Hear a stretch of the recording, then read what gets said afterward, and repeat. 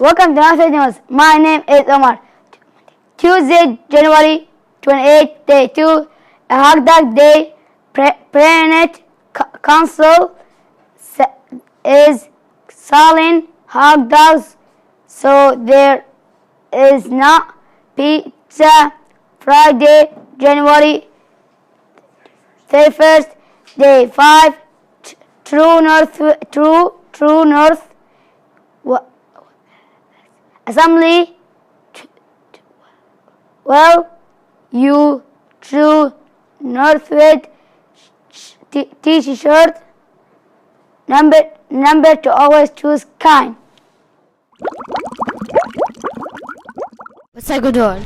The good word is that Miss Pfeiffer is teaching us new stuff every day. What's a good word?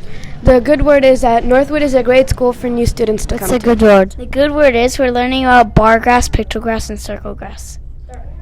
What's a good word? The good word is that people are sharing kind.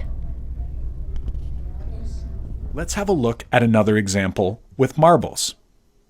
Here we have two children, Muhammad and Alejandro. Muhammad has 14 marbles and Alejandro has 8 marbles. The question is, how many more marbles does Muhammad have?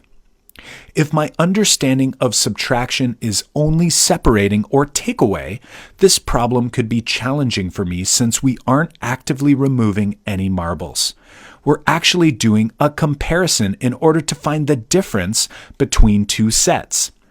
That is, the comparison between the quantity of marbles that Muhammad has and the quantity of marbles that Alejandro has.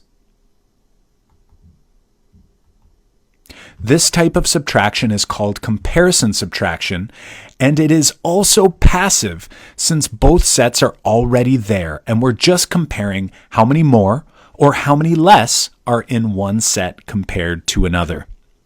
So while again the mathematical model we're using on the screen may look very similar to the separating scenario, there is something different going on here that we need to be aware of in order to help our children build math and number fluency.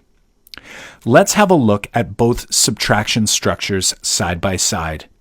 Perhaps we might want to rethink our definition we tell our young learners of subtraction.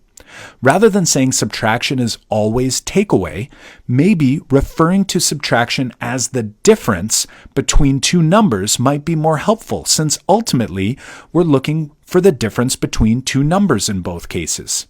In our first case, we can see 9 jumps between 7 and 16, and in our second case, we can see 6 jumps between 8 and 14.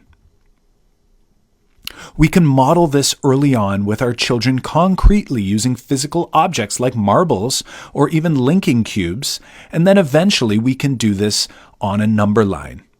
This is a little more abstract, but it's where we're going to eventually try to help children move on from the concrete scenario to a more visual scenario. Would you get my back? Would you take my call when I start to crack? Would you rescue me? Please stand for the singing of our national anthem.